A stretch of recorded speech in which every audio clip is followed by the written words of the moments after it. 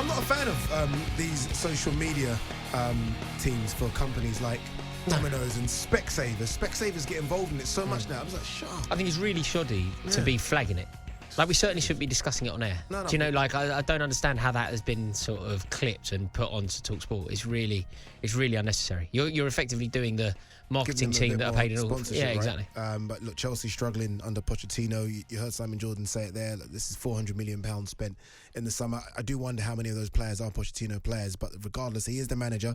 He's on big money. He's the one the club wanted. They've got him. And so far, not so good for Chelsea. 14th in the league, 14th last season. You've made no improvements. No. In fact, you've gone backwards. Yeah, I think that's true. I think we have regressed to a degree. I think there are reasons to explore, though, as to why that's happening. I think Chelsea are completely all over the place, but why? Regardless of how highly you rate Pochettino, regardless of Do you rate him? No, I don't rate him as highly as you, but I certainly concede that he's a good manager. He's a good manager. Should he be Chelsea manager? I think that we could have been slightly more ambitious. Has he got a proven track record of establishing winning trophy hunting machines? No, he doesn't. There is certainly an element of jeopardy around Mauricio Pochettino's appointment, but even I will concede that he is a good manager. He has a decent track record, and he is certainly capable of managing a team that isn't 14th in the league. So we have to explore what's going on. I think it's clear that it's the problems from above. It doesn't matter what Mauricio Pochettino does. People constantly talk about the spend of Todd Boehly and Egbali and Clearlake without actually understanding that it isn't about simply spending money. There seems to be this weird calculation amongst football fans, and I just think it's so basic. You know, people go, they spend money, therefore they're good owners. Money spent equals good ownership. It's so much more complex than that. Yeah, but sometimes people say money spent equals success. 9 times out of 10, that's true. Money spent doesn't equal success. No, not all the time. I'll give you the 1 time out of 10 where it doesn't, with you and Everton have proven that. And Queen's Park Rangers. Yeah. You know, there are examples. Spending money badly will ultimately end in bad results. And Chelsea are spending money badly because we're spending money in a way that isn't about the furtherance of the football team. We're spending money to try and increase the value on the brand that is Chelsea Football Club. We aren't spending money to improve the first team. You're buying better players, no? These are good players that are coming in for good money on it. Fernandez is a good player. Caicedo's a good player. No? Yeah. Good players, no? There's Ben Chilwell coming in was a good player. Okay, if you let's really explore this. If you want to improve Chelsea, so in the summer that's just gone by, if you want to drastically improve Chelsea, what do you need to do? You need to go and sign a proven Premier League player. So possibly James Maddison would immediately improve the club. But Chelsea decided we don't want James Maddison because he's too old. He isn't in our model. He isn't part of what we want to do. Yeah. He won't increase in value to the level that Chelsea need him to increase in value to. And therefore we don't sign him. We go and sign players who have a huge ceiling in terms of what they could develop into, and players that have the potential of 2x, 3xing their rate. Yeah. So that is what we're trying to do. There is never a decision made at Stamford Bridge that is made from boardroom level via the lens of improving the first team. It is always made with financial decisions, financial implications at heart. So you think Pochettino's not happy with these players that have come in? Pochettino can't be happy. He's not happy with Caicedo coming into the club. I think he is presumably happy with Caicedo. You know, you can pick one. Yeah, no, you can pick one. I mean, Christopher Nkunku, I imagine you'd be happy with that. Of course he would be. But I think that if you look at what Chelsea, let's use what happened yesterday as a case study here. Chelsea are losing at home to Aston Villa, off the back of losing at home to Nottingham Forest. We didn't score a goal against Forest. We went away to Bournemouth. We didn't score a goal. We're now 70 minutes into a game at home to Aston Villa. We're losing and we haven't scored a goal. So, goal scorer, right? Well, let's bring on our goal scorer. Who do we turn to? Do we turn to Harry Kane? Do we turn to Robert Lewandowski? Do we turn to a clinically proven goal scorer with a huge track record of finding winners in the 88th minute? Do we No, there isn't a striker to bring on. I know Amado Broja came on, but that is clearly not the point I'm making. If you really want to improve, if you're going to spend £1 billion and you want to improve the team, you don't spend £1 billion and not have a centre forward. It's impossible. No, agreed. It doesn't make any sense. Like, as you were saying, I was thinking about some of the players that have gone, because you mentioned Maddison. I'm thinking, like, there wasn't even conversation about getting Declan Rice into the club, former Chelsea boy. No, he's too old. He's too old, and he won't have the increase in value that they believe that he will have. It's very difficult if you are.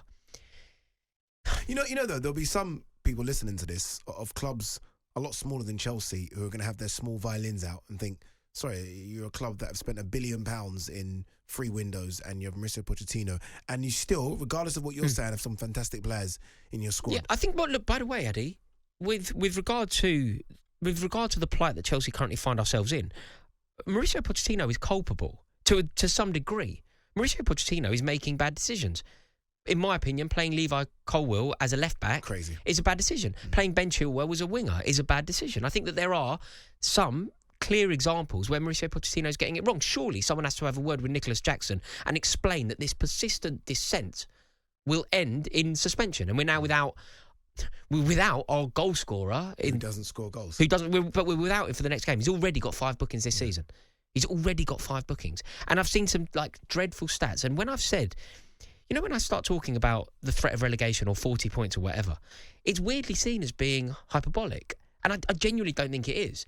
I think we're in quite a privileged situation because the 3 teams that came up, I think will do really well to accrue 40 points between them. 1 second. Are we having a Chelsea relegation chat right now? Is that what we're doing? But, okay, let me answer it with a question. Go on. Are we having a Chelsea relegation conversation? Okay. Leicester City... bearing in mind what division they play in, right? Leicester City, this calendar year, have scored more Premier League goals than Chelsea. So what division are Leicester in? Quite crazy. Right, okay. So Leicester City, this calendar year, have scored more Premier League goals than Chelsea. So, okay, you want to talk about relegation. It doesn't feel natural. It feels slightly hyperbolic. It feels slightly extreme. And then you hear that stat and you go, maybe then. Then you hear another one and you go, since the turn of the year, Chelsea have won 5 games all year, forgive me. Yeah. Since the turn of the year, since New Year's Eve. Remember where you were New Year's Eve? Whatever you did, swanning about the West End, drinking Cavossier or whatever you get up to, right? That's what I do. You're doing that. That was a long time ago now, right?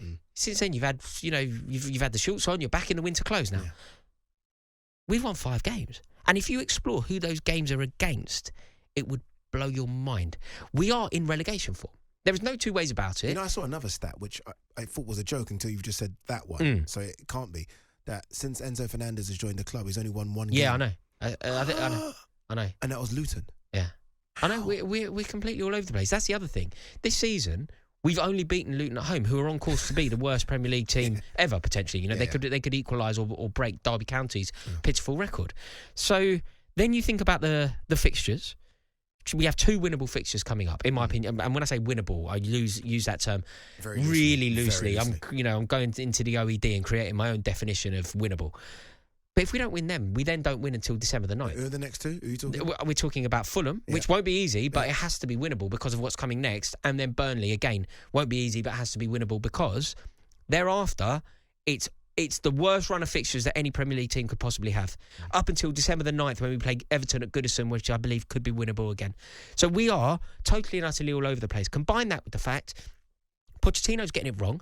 Combine it with the fact that the fans are incredibly unhappy. Combine it with the fact that Egbali's still going in the dressing room, dressing down the players. He's going into the dressing room on full time.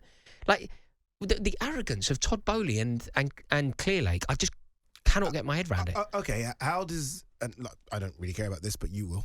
How do you turn this around then? I mean, because Todd Bowley's not going anywhere. Unless the club's valued at 10 billion, he's not going to give up the club. I don't know if you're going to sack Mauricio Pochettino. The history suggests you will. You're not going to spend more money. Or is it a case of throw another 400 million at it in the January transfer window? I think it sounds ridiculous, but I think we spent the money so badly that we do need to spend more money. Because what we do. Because they've spent so badly. Not because they haven't spent enough. I concede that they've spent enough, but they're idiots and they've spent it badly. They've spent terrible money. Think about the players that we've signed. Are you still the attractive proposition you were? No. I mean, if you are trying to sign that big player, could you get Ivan Toney, do you think? No. He'd be unless we are prepared to throw ridiculous money at him. Yeah. But the player I'd love to be friends with. I'd love to be friends with him for many reasons. But can you imagine now, say you had the privilege of going out for a quick espresso with Moises Caicedo. I know. But, bruv, you could have been at Liverpool. What the hell are you doing? Yeah. You could have been at Liverpool. You're in this circus. Imagine Lavia, who's injured right now. Looking at it from the touchline. What have I done it? Enzo Fernandez's form. He's down tools. He's genuinely down tools. Is that enough? We are so all over the place. And I don't really know. Poch gets sacked before the end of the year. Pochettino isn't responsible for the end of the year. Yeah, he does. Yeah. He does. But he's not responsible, Pochettino. It's not. I don't blame. He is. To a degree. Ade, Isn't it a manager's job though to make players better from a very basic standpoint? Bill Shankly, Jackson got better. Bill Shankly, better? no. But how can they? Bill Shankly combined with Matt Busby, combined with Sir Alex Ferguson, combined with Arsene Wenger, combined with Jose Mourinho 2005, and Guardiola, Adam, get sacked from this job. Yeah. You cannot make this job work because you are dealing. You know the old Alex Ferguson quote: "Pick your owners, not your club." Yeah, you cannot work with Todd Bowley. The point is not the football team. The point is never the football team. The point is to make Chelsea as a brand sweat, to squeeze it. Think of the emblem, right? And think of it soaking wet and wring it out. And what falls down is money. And what he's trying to do is make as many dollar signs fall out of that emblem as possible. It isn't about the club anymore. We're a shell of who we are. We're the definition that you had of Chelsea for the last 30 years, we're a different club. On AM, on DAB, via the talkSPORT app and on your smart speaker. talkSPORT.